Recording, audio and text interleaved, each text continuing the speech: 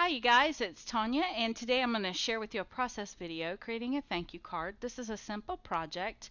I'm going to use products today from Die-namites Dies, and this is the pretty cornucopia die.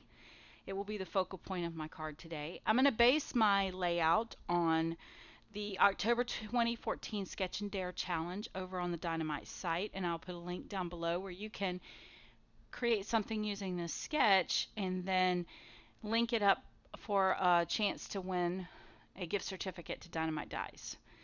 So I'm going to start out with a standard A2 card size with craft cardstock, and then the paper collection that I have selected today is the My Mind's Eye Reunion Collection. This is a 6x6 pad, and I've taken my cornucopia die and I've cut it out of a burgundy cardstock, which will be my base, an olive cardstock, which will be my foliage, a orange cardstock for my pumpkins, and a yellow for my squash or gourd.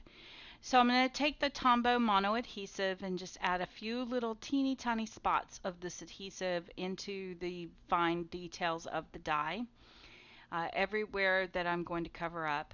Now whenever I decide on color or cutting out multiple layers of a die, what I typically do is start with a base, and then I take the die that has, or the pieces that have the most intricate pieces, like this green, and I cut it out next, leaving the full pieces intact. Then I just layer one layer on top of another until the colors come together. So you'll see what I'm doing here. It's kind of hard to line up these little intricate pieces, but you do want to make sure you get it lined up good. That's why I like to use the Tombow mono adhesive for this, because it does allow you a little bit of play time for getting things lined up before it dries and grabs. It does dry very quickly, so you do have to move fast, but I like that it gives me the opportunity to move things around. So for my pumpkins, I've decided that they needed a little bit of shadowing, so I've pulled out my distress ink in the vintage photo, and I'm just coloring up around the edges of those pumpkins. And again, back with the mono adhesive, and I'm just going to add a touch of it here and there. You don't need a whole lot. I've probably way over adhesive this, but I don't want it to come up. In Florida, we have a high humidity area, so I want to make sure everything stays down. So then I'm going to also take the vintage photo and just color up this little yellow piece of squash and add it here to the center. And as you can tell, the pieces come together, and there's so much more life and color in this little piece now on this die. So all of the little fine details really stand out by paper piecing these together. So in the sketch, there is a place for the sentiment that has a big block area. So I've just reached into my scrap pile and found a piece of manila cardstock that matches the manila color in the background paper.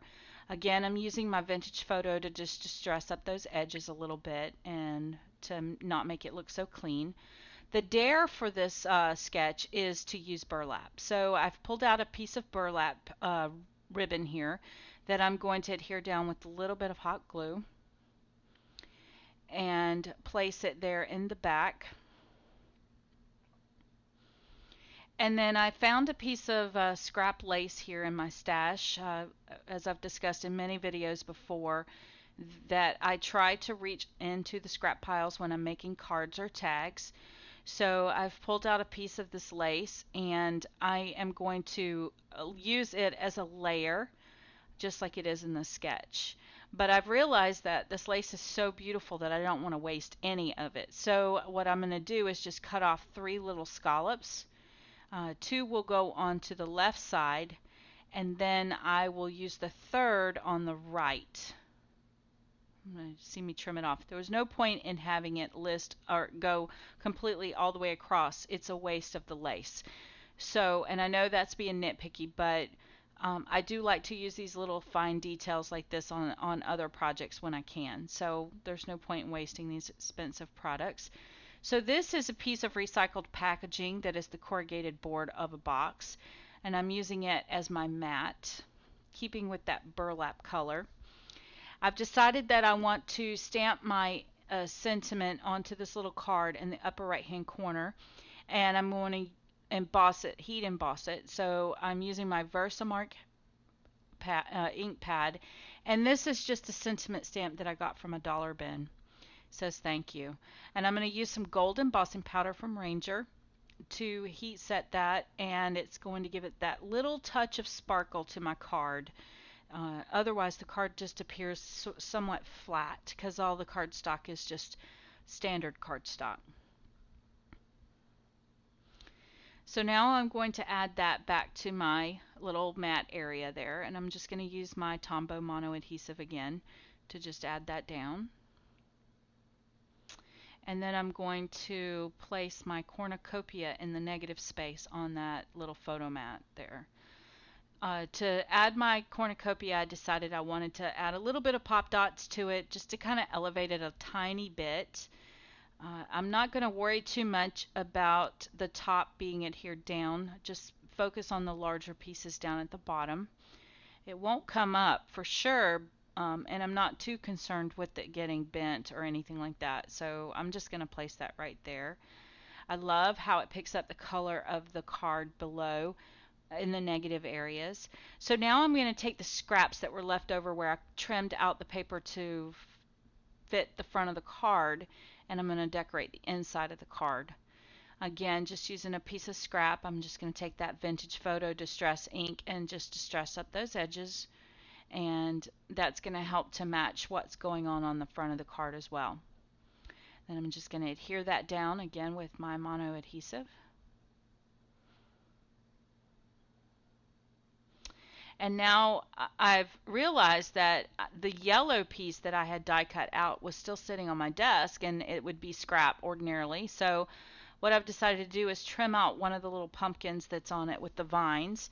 And of course, with it being yellow, it doesn't really match very well. So I've decided to take my peeled paint distress marker and some water. Now I've oversaturated that just a little bit. So what I'm going to do is take and start another one and just pick up a little bit of color with that already wet brush. And then I'm just going to paint that onto the leaf areas. And it doesn't matter that it started out yellow, because when you look at a pumpkin leaf, it does have a lot of yellow in it. And I'm going to apply 2 coats to that so that it has some rich tones to it. The first coat, as it dries, the second coat will just become darker. So I'm just coloring that up, and then I'm going to take the Ripe Persimmon Distress Pen, and I'm going to apply that to the pumpkin area. And again, pumpkins have a lot of that yellow that show through, so the fact that it has the orange and the yellow makes it just a little more realistic, I think. So I'm going to go ahead and color that up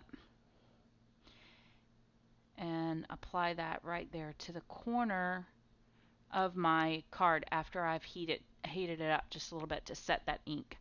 Now I'm going to add my mono adhesive to that as well and finish off the corner of the card. Super simple. We made this card in about 10 or 15 minutes. It didn't take very long. I didn't speed the video up that fast. So super simple, even with the paper piecing. Great card for you to give away at Thanksgiving. And here is a close-up picture of the inside of the card. And then here is a dimensional photo of the cornucopia on the cover. Thank you guys so much for hanging out with me today. Here's the finished card. I will put a link down below where if you decide to play along with our Sketch and Dare challenge, you certainly can. Just make sure those are in by October 31st. The links are down below for you guys to link up your version of the Sketch and Dare challenge over on the Die-namites blog. Thanks so much for watching.